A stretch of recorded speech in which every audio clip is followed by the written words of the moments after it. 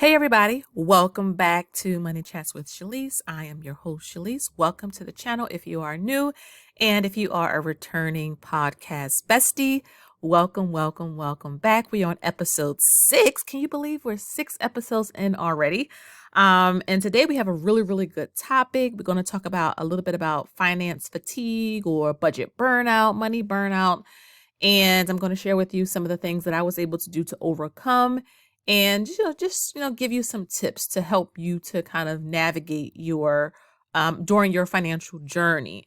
Keep in mind, guys, that I do post podcasts twice a week, Tuesdays and Saturdays. Tuesdays I post 6 p.m. Eastern, and Saturdays I post 3 p.m. Eastern. So make sure your bell notifications are on. Make sure you subscribe, hit that like if you find any value in this content, or if you want to support the channel even further.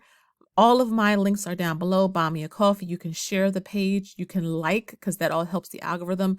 But thank you to all of you, because honestly, there would be no MT without any of you. And don't forget to follow me on my main channel, Mommy Trader, and on my cash stuffing channel as well. Those links are also in the description box, and they're always there, okay? So let's talk a little bit about finance fatigue and burnout. Now, this is a very real thing. I think a lot of times we don't acknowledge that, we're just kind of tired of budgeting, or we're tired of investing. We're tired of saving. We're tired of, just trying to manage our money. Sometimes we just want to do whatever we want to do, right? I've had those moments where I just did not feel like paying a bill. I just wanted to use my paycheck and buy whatever I wanted to buy. And that's like the downside of being an adult, right?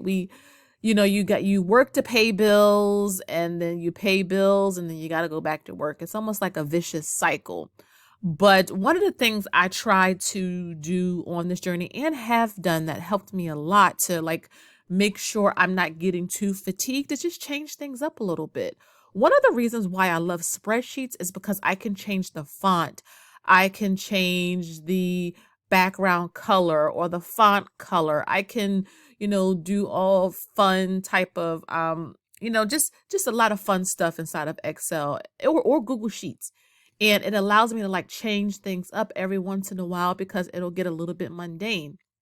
For many of you who may use planners, one of the great motivating things about that is that you can change up your sticker layout every month. So many awesome people make sticker kits and just different trackers and books, and just everything to keep you motivated, to keep you stimulated while on your financial journey, because it can, I'm being honest with you guys, it could get tiring really quick, because you're paying the same bills. If your bills don't change too much, and in your normal life, you don't really have a whole lot of, unsuspecting events occurring, it can get a little tiring. So that's one of the first steps that I did, that I encourage all of you to do. Now, this is not financial advice, not a therapist or anything like that. I'm just a friend talking to her friends, and just changing it up every once in a while. You know how sometimes, especially my husband and I was just talking about this recently, I felt like we're eating the same thing for dinner. It's either chicken or salmon or some type of fish. We either eat rice or potatoes, and then the vegetables, they're a little bit more variety. So different types of greens, string beans, broccoli, and salad. That's really what we eat. And we were talking about this the other day, we need to change it up. This is getting kind of boring, eating the same things over and over again. So I looked up some recipes. We went to Whole Foods. We were just exploring different things, cooking together. And it really energized our taste buds. And sometimes you got to step out the box. So a lot of you who may not want to use spreadsheets, or on the sidelines, and you're thinking about it, try it. Just give it a try for 1 month, or vice versa. If you are using a spreadsheet and you're feeling a little burnt out, change up your method a little bit. Maybe try doing planners or doing a budgeting app. There's a lot of apps out there like YNAB, where it'll help you to budget and manage your finances. You can connect your accounts to it. You can connect all of your bills, and it'll actually really do a lot of the legwork to help you to, manage your finances. So it's okay to switch it up. And I'll tell you this, it took me a good year to year and a half to find a budgeting system that works. So don't feel like you have to almost like pin yourself in a corner your first month of managing your finances. You just got to find your rhythm. You have to find your groove, and spreadsheets was my groove. I tried the planner, and I still do like brain dumps. I will always write things down, but because my husband and I, we have grown a lot of our finances, to reach other avenues like rentals and investments and all this other, type of things. Having a spreadsheet just literally makes my life so much easier. I'm able to project. I'm able to see an entire year. I'm able to look at graphs and different charts to help my husband and I project for the following year, or figure out, where we could do better, maybe where we could cut back, or maybe where we need to spend more money, like on vacations and things. So, find what works for you. There is no one right way to financial freedom. I'm just here telling you that right now. So a lot of times we get, this fatigue or this burnout is because we're racing behind someone else. We see someone online or in our life, like in our families or on the job. And because we see them, we're literally trying to run behind them. And what you're doing is that you're giving yourself an unfair advantage. Why? Because you don't know all of the parameters of that person's journey. They could be on chapter 10.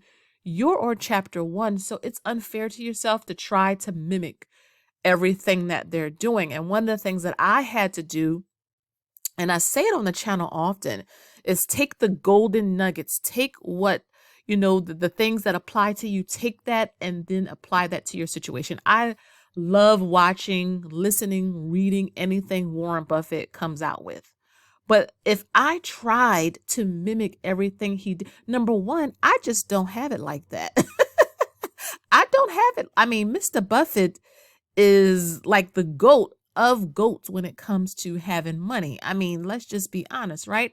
So if I'm trying to invest the same amount he's investing, or trying to buy the same amount of shares, or doing everything that he's doing, I'm always going to be working backwards, because we're not starting out, on an even path. He's way ahead of me. But the golden nuggets that he says, buy and hold long term. Understand that you are buying a business. If you believe in the business, if you believe that the business will be around, then put your money into the business. Dollar cost average. Don't try to time the market. Don't try to predict what it's going to do, because no one can. If you like it, every paycheck, put money in and hold long term. Those are the golden nuggets that I was able to take from Warren Buffett and apply it to our situation. So you guys see the difference there. Another thing that helped me to become more fatigued and burnt out, especially during the earlier years, was doing too much so fast. Again, we're in this generation, this day and age where, it's the whole microwave mentality. Like, I want it fast. I want it right now. And let me tell you guys, whether you are budgeting, whether you are trying to pay off debt, whether you are trying to build wealth and invest, if you want to buy a house, it takes time. And I think jumping in head first, doing too much at once and spreading myself thin, my husband and I, it was just overload. It was too much to do. And so one of the things that I love about Dave Ramsey, though, I disagree with a whole lot, but how the baby steps really focus on doing one thing at a time. And I think sometimes, like we tell our children that, just do one thing at a time. If you try to do too much, you're going to mess it up. But if you just take your time and do one thing at a time, one step at a time, then you're going to see success. Well, I think sometimes as adults, as a parent, we don't apply that same situation to our own lives, especially our finances. Take it one step at a time. This is not a sprint. This is a marathon, okay? When you are on a journey, especially when it comes to your finances, or if you're trying to lose weight, if you're trying to find a good mate, it takes time. Like if you jump in head first, you're going to cause shipwreck. So that's one of the things I did. I had to just like slow it down, like slow down. It's okay. Give yourself some time. If you fall off the wagon, excuse me, guys, you got to get back up and you have to just get started again. Excuse me. And so, too much, too soon, too quickly will always derail any financial goals that you may have. And a lot of time, I think that's why we are so burnt out as a society, like we're just on the move, constant, 100% go, go, go, go, go. And you realize that our health is failing quicker. Mental illness is at an all-time high. Our relationships are falling apart because we're just like, it's too much so at one time. And sometimes we just need to just slow it down. Another thing that caused me to have, fatigue and burnout when it came to our money was not having my why. I think all of us can agree that you need some motivation on this journey. You can start out with the fire and it is burning hot, but after a while that fire will fizzle out and you still need to continue on this journey. And I'm telling you guys, one of the things that helped me so much was having a why. And I think a lot of us, because I did this, start out on your financial journey, and it could be whatever your goals are. Buy a house, invest more, you just want to be a millionaire, whatever it is you want to do. We don't stop and really figure out why we want to do those things. And it never should be because we saw someone else do it. Why do we want to be a homeowner? Why do we want to build wealth? Why do we want to pay off our car? Like really sit down and think about it, because I'm telling you, when those days and months come where you just don't feel like it, when you don't feel like budgeting, when you don't feel like expense tracking, when you don't feel like investing, when you don't feel like paying off that credit card in full at the end of the month, this why is going to light that fire for you guys. And I've shared before that my why is for generational wealth. Number one, we have a special needs son. You guys know the world is not kind to those who have disabilities. And my husband and I want to ensure that we are doing as much as we can to make sure that our son will have not one of two things, have these two things: somewhere to always live and enough money to cover his basic expenses. If that is all our estate can pay for, my husband and I can die happy, because again, we don't have to worry about him having a place to live, and our estate, all this investing we're doing in building side businesses and crypto and gold and silver and properties is going to help fund his food bill, his electric bill, his water bill and gas bill, taxes on the property. We're thinking 50, 60, 70 years from today. And so having that why, I'm telling you, and write it down too. I know a lot of people are fans of vision boards. A lot of people, just like to have little notes pop up on their phone to keep them encouraged. Wherever you have to notate and write this stuff down, do it, because it's going to, when you see it in your lull moments, I'm telling you, because it happens to me often, it will like revitalize you. Like it'll build you back up and you'll be able to get back on the path and continue forward. Another thing that really plagued me at the beginning of our journey is forgetting about fun. Now, I will say, don't have fun going into debt. Okay. So you're swiping a credit card, you don't have any intentions on paying it off in full. So you're incurring interest, which is not a wise money move. But I do budget for fun. So I budget for date nights with my husband. I budget for family fun. So like my husband and I and the children will go bowling, or we'll do escape rooms. We like escape rooms. We will maybe go to Dave and Buster's or something like that. So family fun, date nights, and I also budget for vacations. So these three things. And I think, at the beginning of my journey, I felt like, okay, if I'm trying to get my money right, I can't do anything. I do not subscribe to the rice and beans style. Now, I will say we should be smart in how we spend money. Don't get me wrong. If you go into the market, make a list. Don't go in there buying filet mignon and you got enough money to get chicken. You get the chicken. That's being wise. However, I'm also a big fan of living now in the now responsibly. So those are the three things that I'm always budgeting for. It's family fun, date nights, and vacations. I can tell you, like my daughter and I is going to Disney in a couple weeks. We have a beach trip planned. We have our regular vacation planned. We have a vacation where we're going to visit some family that lives, several states away. Like we're doing things to, make sure we are enjoying the here and now while we are preparing for the future. There's a balance here, right? And you got to make sure that you don't forget it, because a lot of times we'll get fatigued and burnt out is because we're not having any real time motivation or, stimulation. And being able to budget for a beach trip little by little, and you're seeing like, oh my goodness, I'm almost at my goal amount to spend a week at the beach. That is motivating when you don't feel like budgeting, right? And so write all your stuff down, have visuals as well. Again, if you are digital, you can have visuals there. If you are a pen and paper and planner, you can have visuals there. Remind yourself, keep it at the forefront of your eyelids so that you can always see, the goalposts right there. Another thing was just, I wasn't being realistic. And I think that's why I got burnt out as fast. When I first started my journey, and it's nothing wrong with reaching for the stars, because I'm a believer in, reach for higher heights and deeper depths.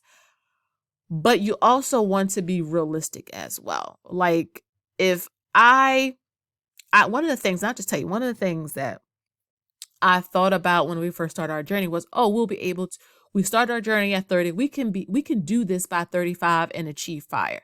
That was not realistic. And again, going back to that point earlier about doing too much too fast, unless you come into like a big windfall or inheritance, or you win the lottery or something, it takes time. And starting at age 30 and expecting to retire early at 35. And again, this goes back to the social media and trying to follow after other people. You don't know their situation. You don't know that Johnny on YouTube has parents who has a trust fund for him, but you're starting, from scratch. You don't know that. So, one of the things that I had to do was be realistic. Like, it's not going to be 5 years. It's going to take more time than that, because you're starting under zero. I mean, we started at negative $75,000. So we weren't even at zero. So being realistic about our goals was really, really key. And I think once we streamlined a lot of it and really put certain parameters in place, we realized, you know what? It's going to take a little bit longer, but that's okay. Like, that is okay. And going on 9 years, like 9 long years, the whole realistic goal thing, I think it did more good, because again, I didn't have to focus on giving up everything. We could still go on vacations and have fun in the here and now. My daughter is driving, she has things going on at school. I want to be able to participate in those things. And yes, most of those things cost money, but that's the joys of living in the here and now. So be realistic, guys, when you are on your journey. It's never a bad thing, like I said, to reach for the stars, but realistically. All right. And then finally, I think one big reason why I struggled with fatigue and burnt out, excuse me, guys, was not celebrating my small wins. Now, you guys know I'm a tracking queen, okay? I will have a spreadsheet or a book or a tracker in my hands most of the time, because I'm always notating things down. When you're feeling burnt out, when you're feeling unmotivated to continue on your journey, go back and look at your small wins. You want to know one of the reasons why I started a YouTube channel is so that it can serve as a video diary for me. Oh my goodness. I went back and looked 2 years ago. That Robinhood portfolio that you guys see me show on the channel was $5,000 in that video 2 years ago. 5,000. So though we have not reached 50,000, being at almost $40,000 is not a bad thing. But again, I would not have known that if I didn't celebrate every small win along the way. So if you pay off a credit card, celebrate that. If you pay off your car, oh my goodness, celebrate that. If you invested your first $1,000, celebrate that. If you were able to just pay your bills on time for the month, celebrate that. Celebrate the small wins. We don't do these things, and we don't realize that psychologically is draining us because it's almost like we feel like we're never getting to the goal line, but you actually are. You're actually moving forward. It don't seem like it in the day-to-day, which is why on the channel I'm always doing portfolio check-ins, net worth updates. I'm always doing personal check-ins with the different investments. Like I'll do a video talking just about JEPI or SCHD or realty income. I'm talking about CDs because what it does is that it helps me to really pinpoint a specific area in our finances and really like examine it in detail. And then I'm walking away thinking, wow, we really did make a lot of progress. But you don't see it, if your lens is always zoomed on, wide out, but sometimes we need to focus in and see like, yeah, we're making a lot of progress. We're paying towards our debt. We're saving up our down payment. We are investing our $20 or $50 a month. All of that really, really does help move us forward. So I'm here to tell you, celebrate, guys. Celebrate your small wins. That will be a big motivator in helping to get rid of that fatigue and that burnout, because, again, this is a marathon. This is really pacing yourself, finding your rhythm and continuing on your journey. So I hope that you guys enjoyed episode 6. I had a really good time talking with you guys. I hope that you guys enjoyed the podcast episode. Please make sure you subscribe and you like and you share. Leave me some comments down below. Have you struggled with finance fatigue and burnout and, just being tired and have any of the things I talked about in today's video? Do you resonate with any of those things? Have those things helped you on your journey, or perhaps something else that I didn't discuss helped you? Maybe that could be, a help to someone else. So please share below. But again, thank you guys so much. Again, follow me on my other platforms. Information is down below. Ways to support the podcast is always down below as well. I do thank you all so much, and I will see you in the next episode. Bye-bye for now.